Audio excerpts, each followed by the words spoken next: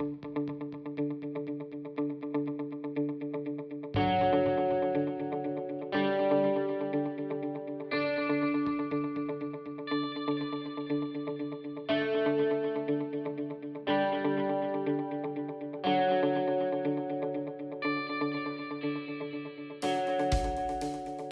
folks, it's been an interesting few months for me here. I've been trying to get ramped up making new videos and also trying very hard to get used to post-pandemic life. I'm fully vaxxed but still a bit nervous around big crowds. On the plus side, my body is now magnetic, if only to cats. In channel news, the lovely folks at Carbide Create reached out to me to ask if there was anything they could do for me and my channel. This was such a wildly pleasant surprise to me, as I'm still a bit shocked that people watch and enjoy what I'm doing. Long story short, Carbide Create asked if I would like a new Shapeoko 4XXL to work with, and I said yes. A few days later, some very large boxes arrived at my doorstep. Oh, yes.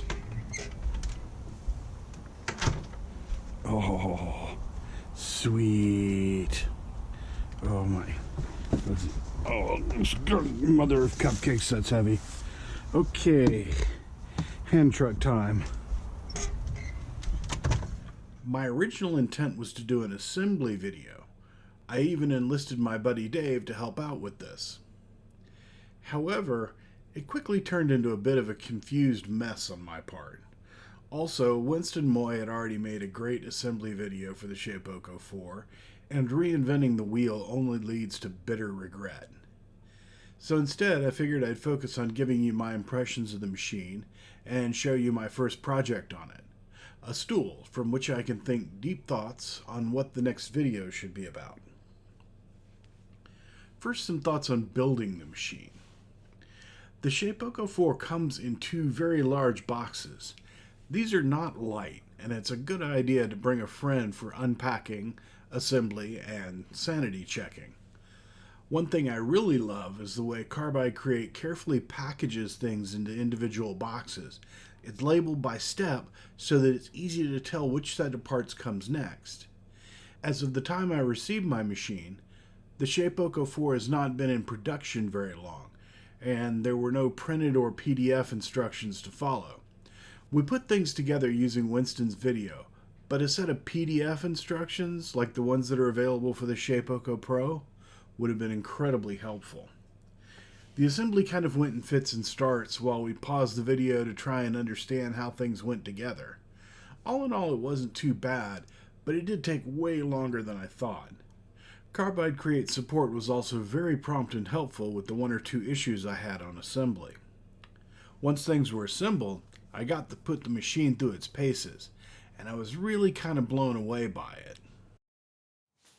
So the first thing you notice with the machine is just how mind-bogglingly large this thing is compared to my old S3. The other things that I really like about it is, on my old Shapeoko 3, you'll notice that the carrier plates were on the inside, which meant as they moved back and forth, if you had a clamp that was maybe hanging a little bit too close, you'd have a chance to run into one of these nuts, which was kind of a pain because you weren't quite sure always what would clear on this. So in contrast, you'll notice that the Shapeoko 4 mounts these on the outside. That means this entire rail is nice and clear, and I can actually butt material up against this, and there's no way it's going to catch on anything coming back and forth on this carrier plate, which is nice because this gives me a complete straight edge to guide my work if I need it. So on the old S3, the Z-axis was driven by a belt up here, and you could see it move when I move that carrier plate up and down. While this was a fairly rigid piece here, it's nothing compared to the 4. On the Shapeoko 4, instead of belts, you've got this big screw drive up here and a metal plate that's about a ½ inch thick as opposed to the old one, which was about a ¼ inch thick. Big rails. The whole assembly is just really solidly built. On my old S3, cable management was done with zip ties, and While these seem to work just fine for the most part, I did have a couple of situations where I wound up pinching things when the gantry slid all the way back, and that was never fun. On the new machine, all the cable management is handled inside of these wonderful cable runs, and it just keeps everything much cleaner. You don't have any problems with cables getting pinched behind the machine, and it just makes for a much more pleasant cutting experience. On the old machines, there was no standardization for dust collection, so you were looking at aftermarket solutions. This one is the unfortunately named Suck It Dust Boot, which I do like a lot. It actually worked very well for me. The only objections I had to it is there was a lot of extra plastic involved in this that tended to get in the way of other things. But for the most part, this worked very, very well. It was occasionally a pain as far as changing bits goes, because you needed to slide this piece out, and if the router was down, you of course couldn't slide the piece out. On the newer machine, things are a little different. The Shapeoko 4 introduces Mr. Sweepy, which is, by the way, a much better name, I think. And this is a much nicer piece in that it attaches with magnets, so I can just pop that off and do my bit changes really easily, and then come in and lay that back on. If I want to do something like, a pin mount up here, which would interfere with this, there's a clip back here that I can just undo and pull the whole assembly off. It's nice. There's no extra plastic involved, so you don't have things that interfere with your dust collection or with any other attachments that you want to put on here. It just comes back up, pop the clip back, and you're ready to go again. The old machines also had a one-piece table like this. This is all just a flat piece of MDF, which is fine for the most part. I mean, I just drilled my holes and mounted my inserts from below, and that worked out very nice for me. But the one thing I did notice is that if I ever wanted to replace this, I was going to have to pretty much take this machine apart in order to do that. And that seemed kind of like a pain in the butt to me. Also, there were a couple of times where I didn't quite have holes in the places where I needed holes. So having something a little bit more flexible would have been nice. The Shapeoko 4 brings us the hybrid table, which is an incredibly nice piece of equipment. What I love about it is I get the flexibility of the rails here, and I can have clamps that slide back and forth. But I've also still got the MDF here, and when I need to, you'll notice there's a couple places up here where I've drilled holes along the edge and run inserts down in there. I'm also going to probably put some in the center here so that when I can do my centering jigs, I'll have those available as well. The nice thing about that too is I can do my holes in these and then just pull up one of these boards to put my inserts in from below. And that's a much easier thing to do than having to take the whole thing apart in order to get inserts and such drilled. One of the other things that's really nice is having the bit setter already integrated into the machine. That's a really nice touch. I also like having this big power button on the front to go ahead and turn things on and off. It makes it much easier if I have to, in an emergency, stop the machine entirely. I can simply hit that button and turn it off. But it also keeps me from having to search for that little power switch on the end of the power supply. So that's nice, and I appreciate that's a nice little touch there. Carbide Create has really put a lot of thought into this machine, and it shows. If I have one quibble with it, it would be that I missed the spindle lock on my old DeWalt router. The 2-wrench method of tightening the collet always seems to require one more hand than I have. Also, the 2 wrenches included with the machine seem oddly mismatched. One of them is bare metal and the other is an anodized black. The bare metal one seems to be of a cheaper material and actually bent the first time I used it. But all things considered, it's a minor issue on such a major upgrade.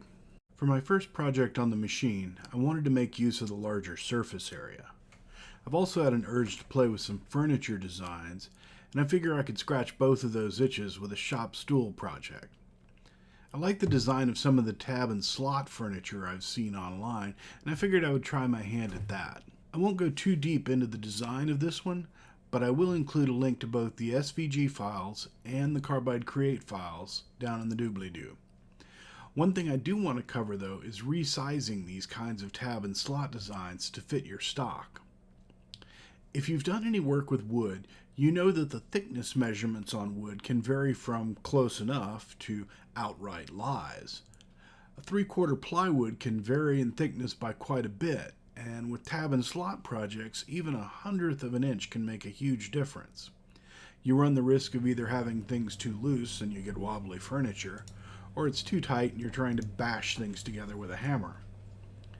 The plywood in this project was 0.73 inches thick, and all the slots are sized to that measurement. If your plywood is different, you'll need to scale the design to fit. This is where a percentage calculator comes in handy. Let's say your board is exactly 0.75 thick. Hooray, you got lucky.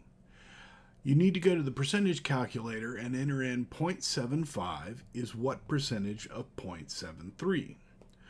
Which gives us 102.739726027.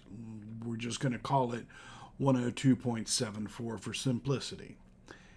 Now that we have that number, we can go back to our design, select everything, group it, and then scale the whole thing by 102.74%, which will give us the correct size of our slots.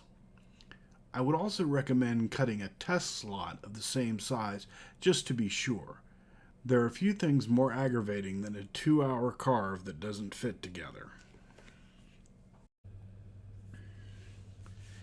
So how did the Shapeoko 4 do on its maiden voyage?